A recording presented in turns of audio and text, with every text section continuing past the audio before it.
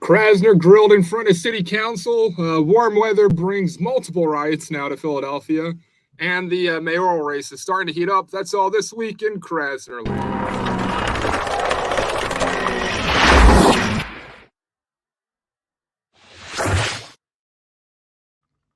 Hey, Dom, a lot going on. I'm Dan Borowski with Dom Giordano from the Dom Giordano program, 12th and WPHT from noon until 3.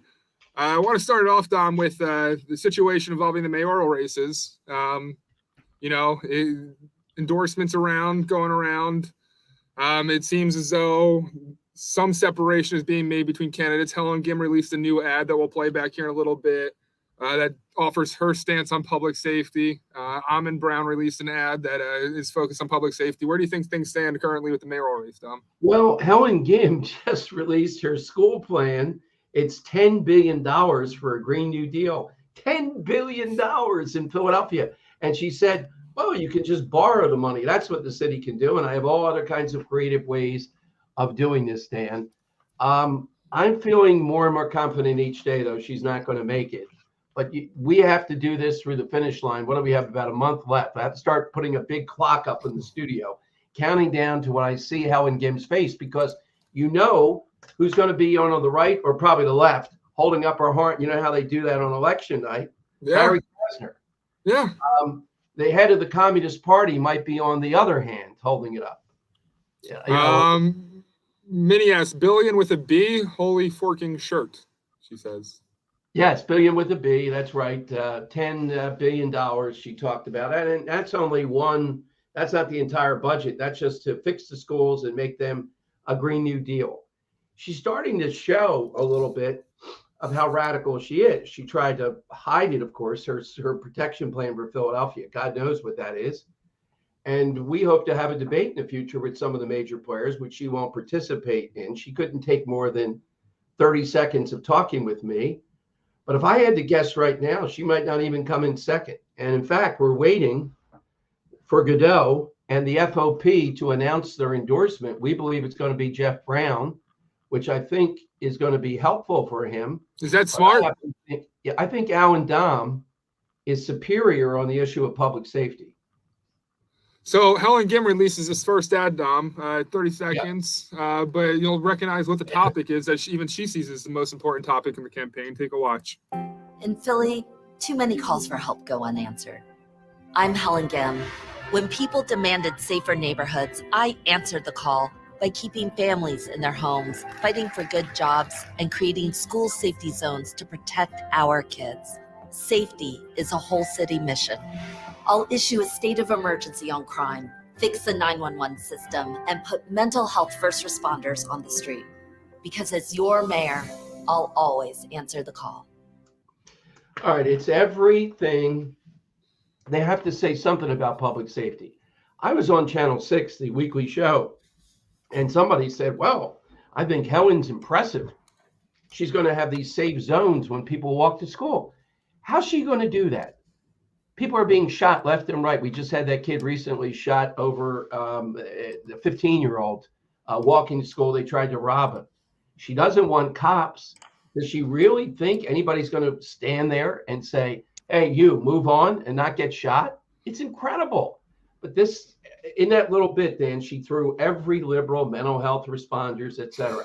Not one word about more cops. Yep, not one word. Sharon saying the same thing there. On the flip side, though, Amon Brown, do you think he has any shot? He seems to be making a push now. He's very, very tough on crime, it seems. Yeah, well, he is. He'd be great, but I don't know where the money is, Dan, and he couldn't meet his deadline again as far as financial disclosure, and he's going to get fined on that. He needs $1 million, something like that, to put his name out. Other than our listeners, I don't know how many people really know him and how different he is. He's the strongest, either him or David O, on public safety, but he's got no name recognition. Here's Amon's newest ad.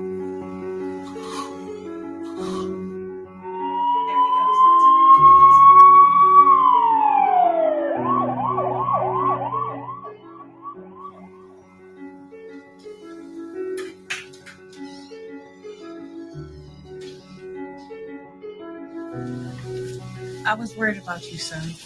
Are you okay? I'm okay, Mom. I'm home. I'm safe. Moments like this happen every day in our city. No mother should ever have to worry if her child will make it home safely. As your mayor, I will fight to bring back safety to our streets, to our schools, and to our communities. Our children deserve a safe city, and so do you. I'm Almond Brown, and I approve this message. I Thoughts? think that's an effective ad for encapsulating what a lot of people feel in those neighborhoods. But Dan, I think we need a follow-up though of specifically what it is he's going to do to avoid. It's a heart-wrenching situation there.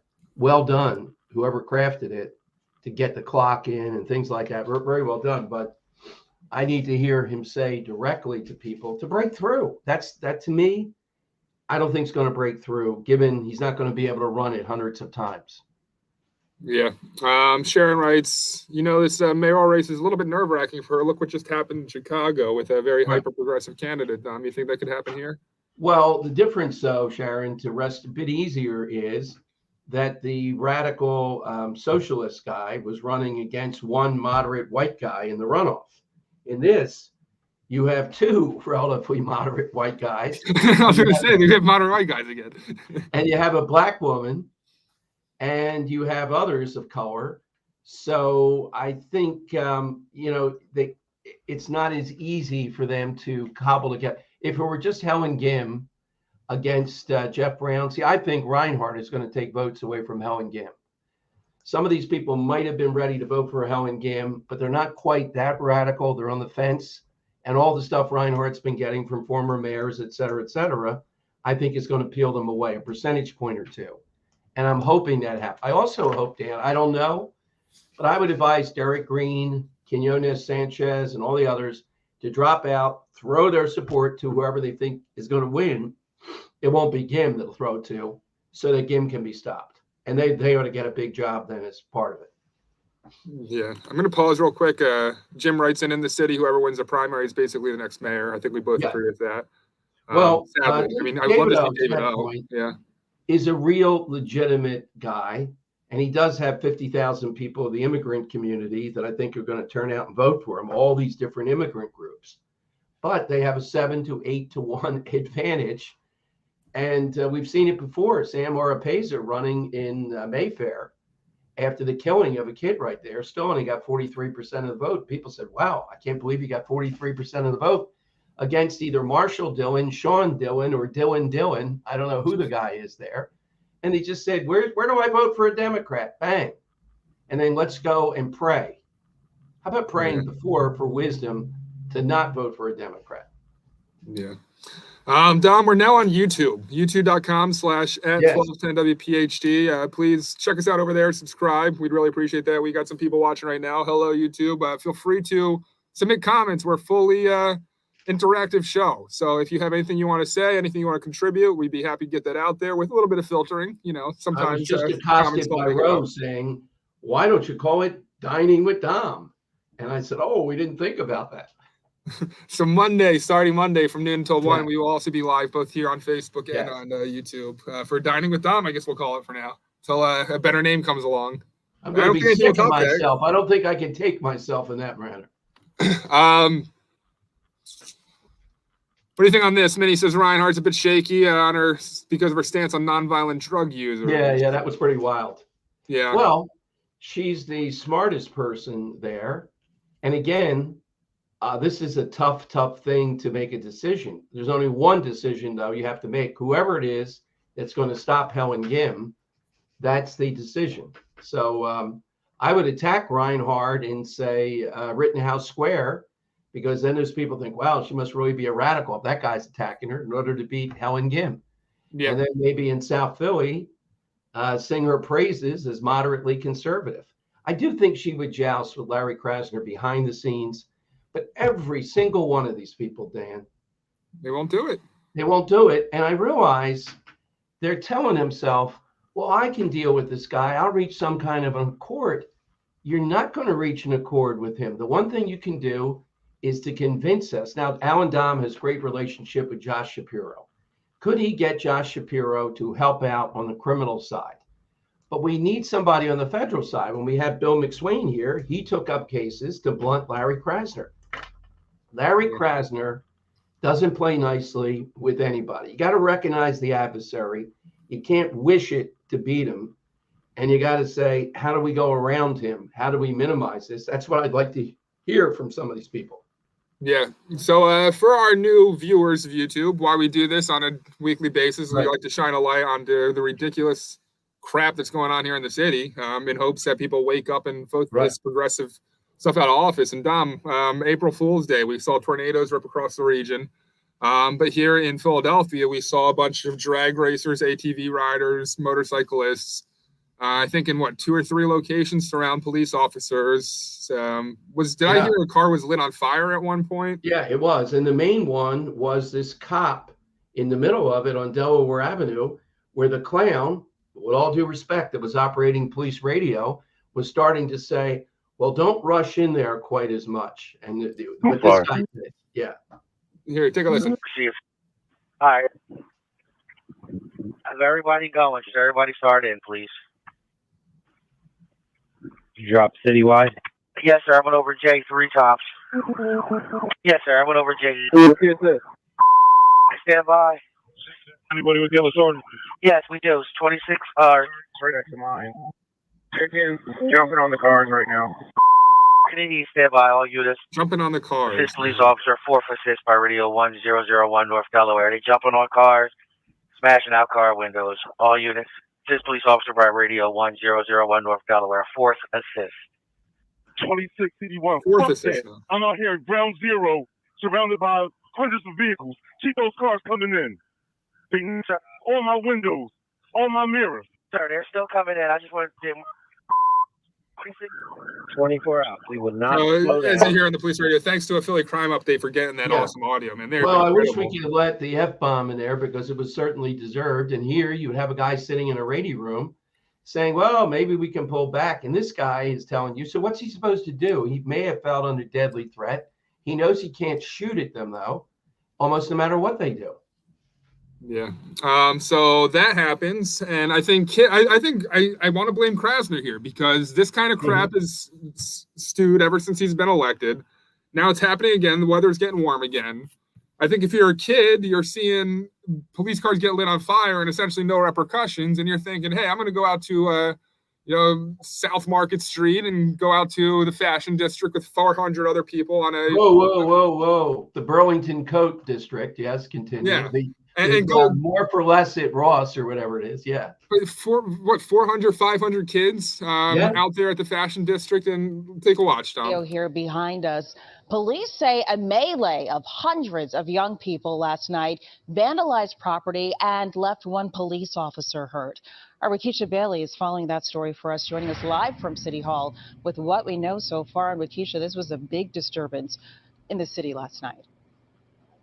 Yeah, very much so, Janelle. You know, the city says that they are on alert and they are prepared to handle these large, rowdy teen crowds, as you just said, really just took over the streets last night. Here's cell phone video from last night. And as you can see, a large crowd of teens was running down Market Street. Police say hundreds of teens were causing problems in the city. Now, police say it appears they started on Market Street and made their way all the way to City Hall. And it was outside of City Hall where our crew saw several teens getting arrested as police were trying to disperse the crowds. Now, police also say one officer was injured while chasing a teen who tried to free another teen who was arrested and sitting in the back seat of a police car. Now, one person said they saw the group of teens and ran in the other direction. Tries to free him? Yeah, yeah. What is this? Kid's getting arrested, another one tries to free that one, yeah. The Dillinger gang, yeah.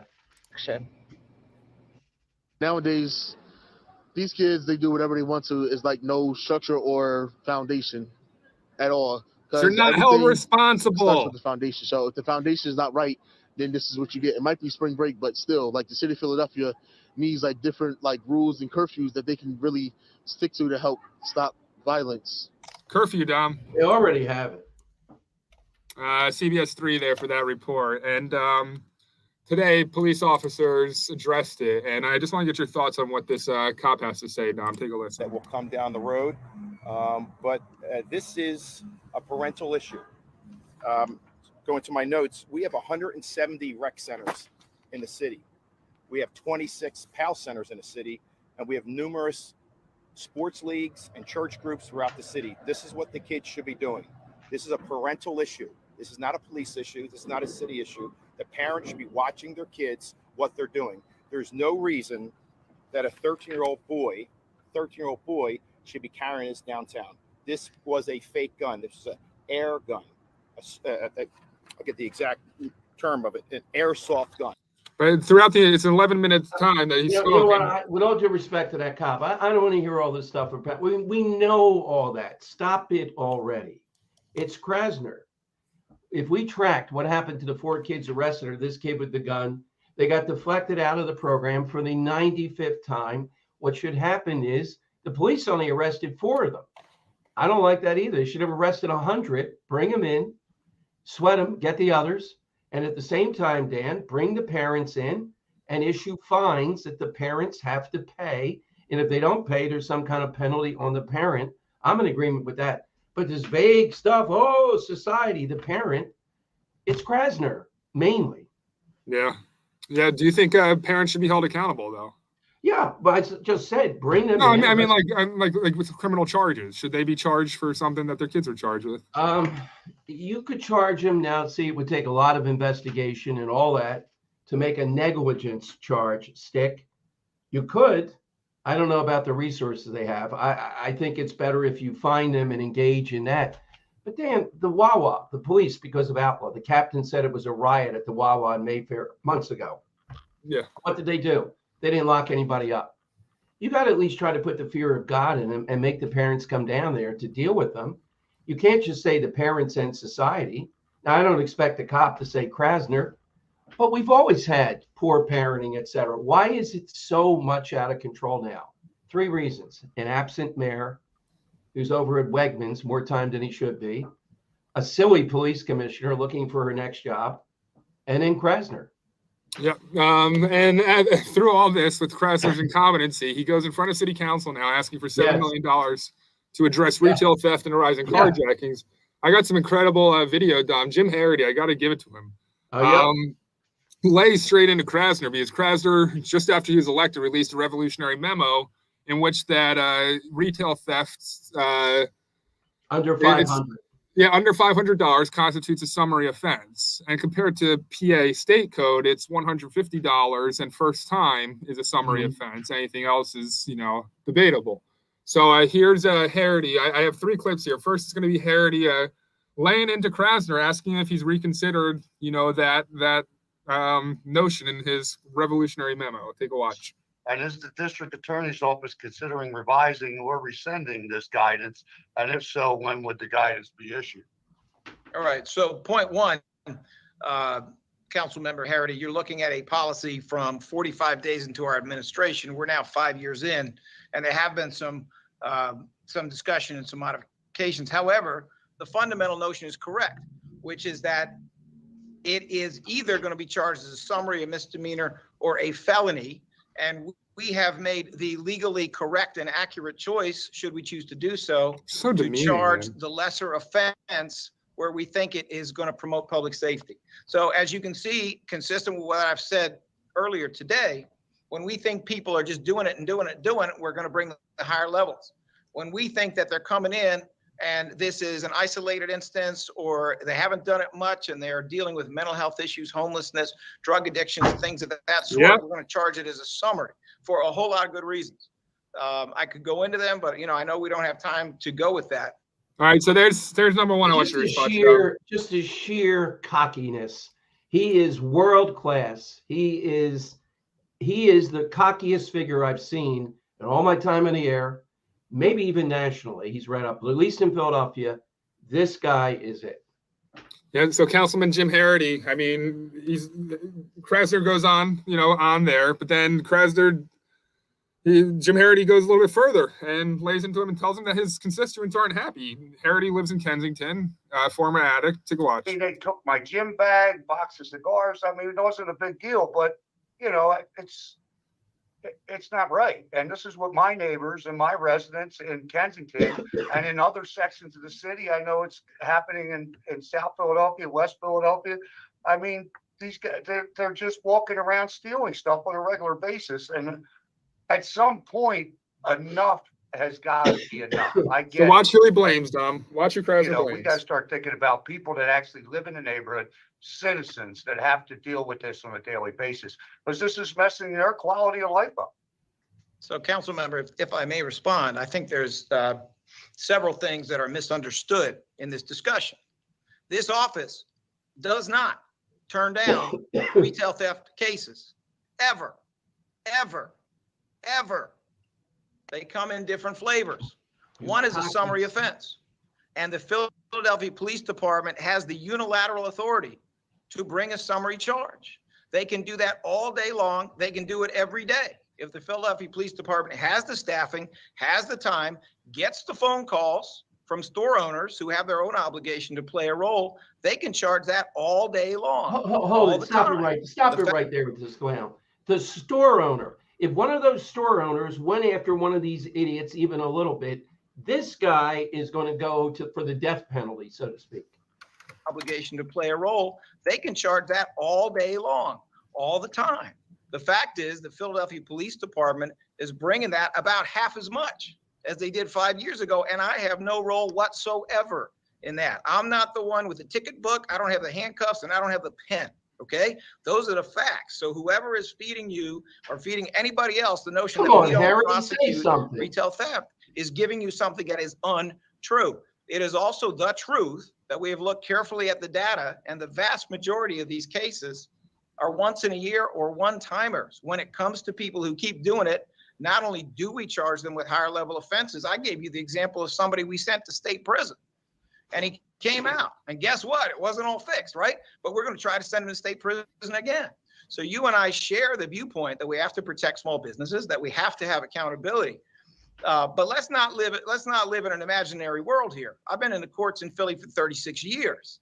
If you charge somebody with a misdemeanor and they sit in jail for a bunch of time and the taxpayers pay for it, and then the witnesses don't show up, then you will have what we used to have, which was a 90% loss rate on these cases. We have to try to do things differently when they have failed. And the old approach to this failed miserably. First of all, Dan, the clowns in city council still meeting by Zoom. If you're not that's a great point. If you're not there toe to toe with them, with this guy, and I like Harity a lot when we had him on. He seems to be a mild-mannered guy. He could have interrupted here at some point, said, let me interrupt, and said something. This guy just is amazing. Yeah. Finally, Cindy Bass got into it too, yes. Because remember she has trouble with her. Yeah. Yeah. So here's a little bit of that as well. Charging the person who shot him with manslaughter, and I know that there are different degrees of manslaughter that you could have looked at, but to me, it feels as if there is not the level of prosecution and support that the citizens of Philadelphia need coming out of your office. And so I know you have great, hardworking men and women in the DA's office, but they all fall under your leadership, Mr. DA. And we all need your leadership to help guide us, lead us through what is really an unprecedented time here in the city of Philadelphia when it comes to crime and criminal activity and a sense of lawlessness and the frustration that we all feel. Like I said, I shouldn't have had to be at a funeral for a 15-year-old who was buried today. Like, it's over for him. But what are we going to do to ensure that this doesn't continue to happen? And I know I'm just ranting a little bit, but Mr. President, I apologize. I'm just a little bit frustrated. Well, certainly I can understand anyone's frustration when we deal with the level of gun violence that we're seeing. It frustrates me all the time. It concerns me. I have met, as you know, with the father of the individual who was killed there on more than one occasion. My office has communicated with him repeatedly. We invited you to some of those meetings. You attended one. if I recall correctly. That is correct, and I sent staff as well. And as you know, the story is a little more complex. And don't think I didn't pick up that little shade right there. Okay, so don't think that got by me, because I think it's important for everybody to know. Yeah, don't think that little bit of shade you tried to just throw in there. I attended more than one meeting, first of all, and you know that I've been relentlessly calling, texting, and I'd be happy to publish my emails and text to you, asking you to prosecute, asking you to do something to ensure there was justice for this family who buried their 27-year-old son, straight A student, honor roll student, graduated college, doing all the things he was supposed to do, father of 3, forever buried now. And so, Mr. District Attorney, we're asking still today, if you ever intend to prosecute, or at least let a jury decide if there's going to be any charges for this person who shot Kamir Carlton.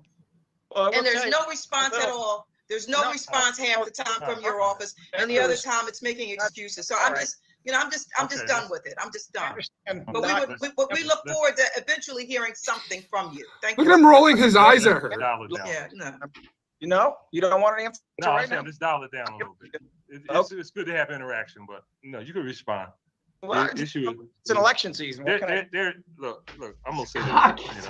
He says it's it has nothing to do with Kamir Carlton, who was killed last March of 2022. Like, we're still waiting, and there's a lot of families that are still waiting for that prosecution to happen, Mr. District Attorney, election season or not. Councilmember, so did you want to what was in this young man's hand and where he was going and whether he had fired anything at the time when he was shot? Did you want to inform them of that, or just suggest it was something in a bar? Mr. District Attorney, you got the facts of the case. You put it all out there. Put it all out there and let people decide and see what they think. If it should go to trial. That's what we're asking. Time out, too.